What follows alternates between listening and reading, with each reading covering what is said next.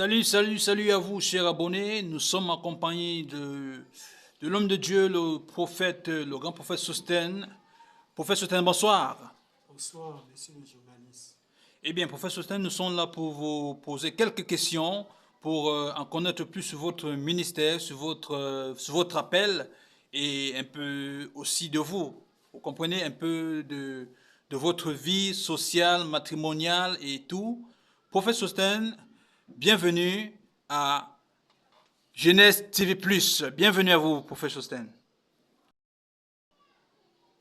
Merci, monsieur le journaliste. Je me nomme Wassé Touala Hervé Jessilet Sosten. Je suis le prophète de l'Éternel. Je bénis le Seigneur pour votre présence aujourd'hui dans cette église. Ok, le prophète Sosten, nous entendons beaucoup parler de vous dans les radios, dans les médias, dans les bouches de vos fidèles. Alors, qu'en est-il de votre appel? Nous voudons savoir comment est-ce que s'est passé votre appel, comment est-ce que vous avez reçu l'appel, prophète Sosten. Merci, monsieur le journaliste. Je bénis le Seigneur pour cette occasion que vous m'avez donnée. Et mon appel, j'ai commencé à servir Dieu comment? Quand j'étais parti au village. Je suis moitié centrafricain. Quand je suis parti au village, en congé, et c'est là-bas que Dieu m'a visité. Lorsque j'ai accompagné ma grand-mère, côté paternel, au champ, et lorsque on était au champ, c'était pour cueillir les cafés. Et lorsque ils ont fini, ils sont rentrés, mais c'est moi seul qui est resté dans le champ de café pour travailler. En ce temps, j'avais l'âge de 18 ans. 18 ans. Et c'est par là que l'autre champ, ce n'est pas loin de la route. Ce n'est pas loin de la route.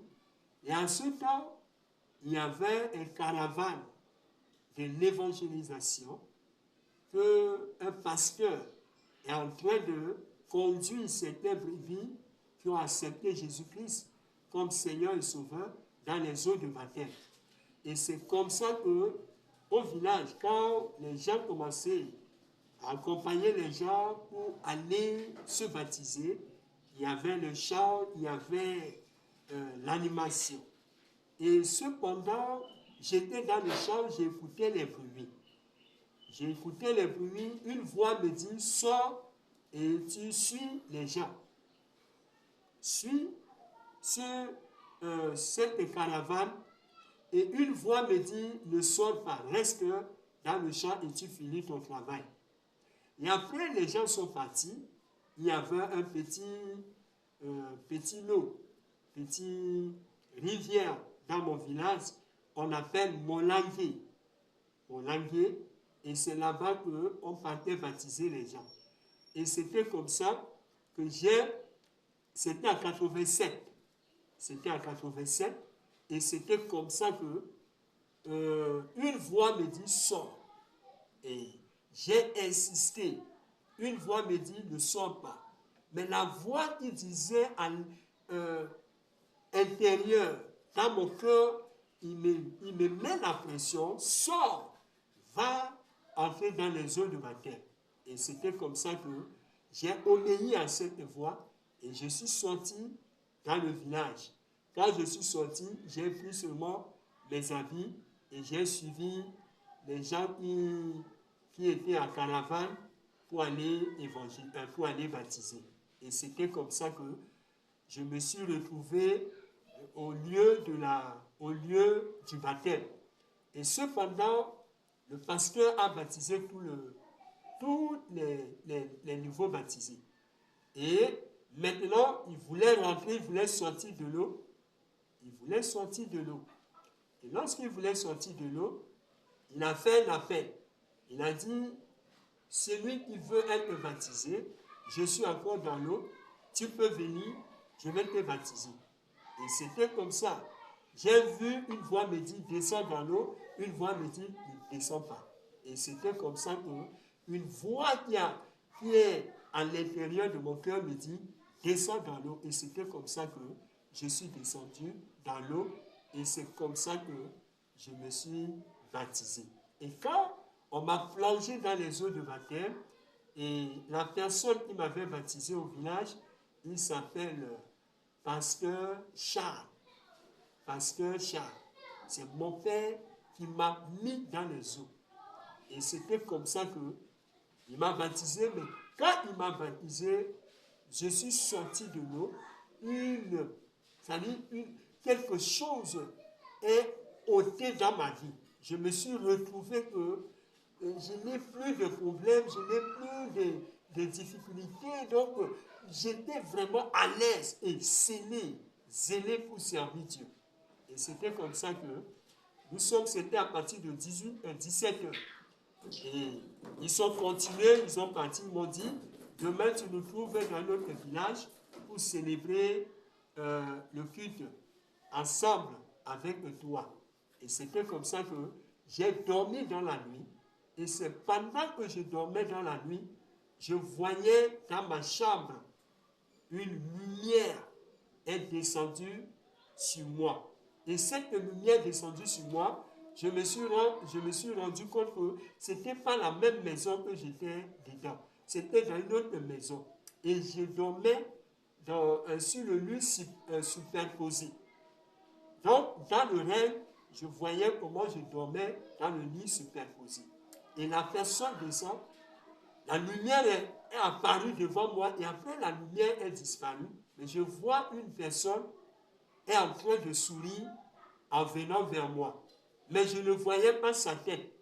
Mais je voyais seulement au niveau de ses pieds jusqu'en descendant. Et sa robe était blanche comme, je ne sais pas comment je peux vous dire. Et c'était comme ça que la personne m'a tenu en main, il m'a fait descendre sur le lit superposé. Il m'a fait descendre et il me dit, il tient ma main, il me dit, viens, suis-moi. Et c'était comme ça que j'ai suivi la personne, mais cependant, je ne voyais pas sa face.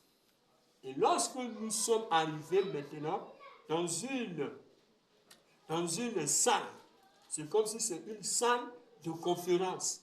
Et dans cette salle, il y avait une longue table, autant pour moi, et la personne commençait à m'enseigner. Il m'enseignait, mais il m'enseignait en hébreu. Quand il me parlait en hébreu, mais j'écoutais à ma langue paternelle. J'écoutais tout ce qu'il me disait en ma langue paternelle. Et à la fin de tous les enseignements, il a pris mes doigts-ci. Et il a mis sur le bord du table. Parce que la table était tellement longue. Il a pris mes doigts-ci, il a mis sur la table. Et il a commencé à trimballer mes doigts là sur la table pour contourner la table. Et c'était comme ça que sa main était sur mes doigts. Il a trimballé mes doigts sur la table là jusqu'à... Lorsque nous sommes arrivés là où on a commencé, c'est là où j'ai eu blessure. Et c'est là où j'ai eu blessure. Quand j'ai eu blessure, directement, mon sang commençait à jaillir. Et c'est là où je voyais la face de la personne. Il s'est descendu et je voyais sa face. Il commençait à rire. Il me dit, fais très attention. Tu feras le tour du monde. Mais c'est ici, tu risques de chuter ton ministère. Amen. Donc voilà, il m'a donné les conseils, il m'a dit, fais très attention, fais très attention, fais très attention 3 fois. Et après, il est parti. Et je me suis réveillé. Donc voilà mon appel, comment Dieu m'a appelé. Ok, très bien. Donc, le professeur Sosthène, nous tenons à vous rappeler qu'il est moitié centrafricain, moitié ivoirien. Donc, il est au Cameroun pour poursuivre l'œuvre de Dieu, Professeur Soutin, vous avez un délai pour l'œuvre de Dieu au Cameroun ou alors vous êtes là toujours avec nous ou vous comptez rentrer en Centrafrique? Je bénis le Seigneur pour cette question, monsieur le journaliste. Je suis Cameroun, c'est mon pays d'alliance. Ma femme est camerounaise, mes enfants sont les Camerounais. Je suis marié. Moi et mon épouse, jusqu'à le 19, le 26 novembre, autant pour moi et ma femme, nous allons faire 10 ans de mariage. 10 ans de mariage et Dieu m'a envoyé pour travailler dans ce pays. Quand le temps de Dieu va arriver, il peut m'envoyer d'aller encore ailleurs. Parce que les prophètes n'ont pas un lieu fixe. Un prophète peut être là, demain, Dieu peut lui dire de quitter. Donc voilà, c'est à peu près. Mais pour le moment, je suis au Cameroun. Alors, chers abonnés, chers téléspectateurs, nous tenons à vous rappeler que pour retrouver le prophète Sousten, vous pouvez simplement aller à YouTube et puis vous tapez Genèse TV+. Et là, vous aurez en intégralité toutes les informations sur le prophète Sousten. Alors, prophète Sousten, l'église du Cameroun, est-ce que vous pensez que l'évangile est facile au Cameroun ou alors les fidèles du Cameroun ou alors les enfants de Dieu du Cameroun n'ont pas encore réellement compris ce que c'est que être un enfant de Christ? Merci, monsieur le journaliste. Au niveau de la foi, au Cameroun, c'est un pays béni. C'est un pays que Dieu est en train de visiter ce pays. Lorsque je suis arrivé dans ce pays, l'évangile, ce n'était pas facile. L'évangile n'était pas facile par rapport à certaines fondations que les premières personnes ont bâties. Donc, il y avait beaucoup de choses. Mais avec la présence des missionnaires qui sont entrés dans ce pays, je vois que le Cameroun commence à connaître le réveil. Et au Cameroun, quand un Camerounais s'attache à Dieu, ce n'est pas facile de se détacher. Voilà le problème du Cameroun. Un Camerounais, quand il sort avec toi pour servir Dieu, quand il découvre que tu es dans le faux, ou ta vie ou ton ministère n'est pas clair, automatiquement, les brebis ne seront plus avec toi. Voilà les choses que j'ai remarquées ici au Cameroun et c'est une bonne initiative pour connaître les vrais hommes de Dieu et les faux hommes de Dieu. Donc voilà, c'est ça. Alors, très bien, professeur Sten, nous vous remercions pour le temps que vous nous avez accordé et nous souhaitons que ceux qui vous écoutent en ce moment puissent prendre contact avec vous au numéro qui va s'afficher en bas de l'écran et aussi s'abonner, pourquoi pas, à ta chaîne YouTube Jeunesse TV+, pour continuer à suivre tes différents enseignements, les délivrances, les heures de culte et tout. Je crois que par la grâce de Dieu, vous êtes une bénédiction pour la terre camerounaise. Alors, professeur Stein, qu'avez-vous à dire à vos téléspectateurs qui vous observent en ce moment, puisque nous tirons déjà vers la fin de cette interview? Merci, monsieur le journaliste. C'est à moi de vous remercier pour tout ce que vous venez de faire. Ici, moi, mon numéro WhatsApp, si les abonnés veulent avoir mon numéro WhatsApp, il peut avoir 600 tapés sur l'indicatif du Cameroun, 227, 237 autant pour moi, 237, 693, 63, 08, 79. Ça, c'est mon numéro. Je répète encore, ceux qui sont hors du Cameroun ou ceux qui sont dans la ville du Cameroun, mon numéro, c'est 693 63 08 79. Et notre culte, nous commençons le culte à partir de 17h, mardi, c'est un culte d'enseignement. Vous savez, la Bible nous dit, faute de connaissance, mon peuple périt. Ce n'est pas l'enseignement que Jésus a enseigné ses disciples. C'est dans l'enseignement qu'il y a beaucoup de choses qui vont produire dans ta vie.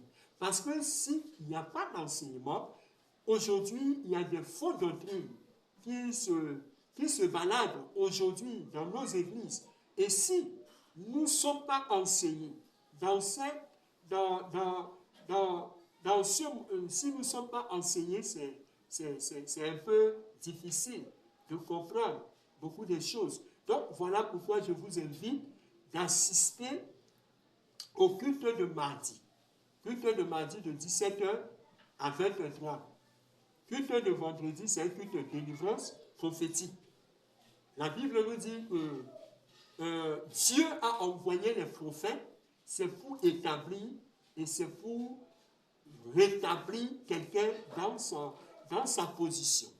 Et si Dieu m'a envoyé dans ce pays, il y a une personne que Dieu veut l'établir par ses prophètes, par moi-même, et je crois que tu seras établi.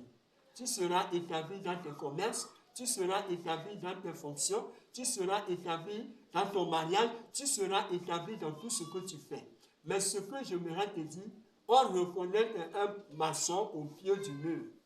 Viens et voir. C'est là où tu comprends qu'il y a un prophète qui existe encore. Donc voilà, c'est ça. Vendredi, c'est un culte de délivrance, un culte prophétique. Et dimanche, c'est un culte de l'adoration. Voilà pourquoi nous invitons tous nos frères, nos sœurs, tous ceux qui sont égaux, à ne pas manquer le culte. Nous sommes situés au niveau de VP Cité. Quand vous arrivez au carrefour VP Cité, vous restez ici, vous nous appelez sur cet numéro que nous venons de vous présenter, 693 63 08 79. Les huissiers vont venir vous chercher et ils vont vous amener dans le lieu de votre destinée. Voilà pourquoi je vous invite à ne pas manquer le culte de demain. Demain, ça sera encore une autre dimension. Que Dieu vous bénisse. Alors, merci beaucoup, professeur Sten. Et sur ce, nous allons dire aux fidèles téléspectateurs, bonne soirée à vous et restez toujours connectés sur Genèse TV+. Que Dieu vous bénisse. Ciao, ciao.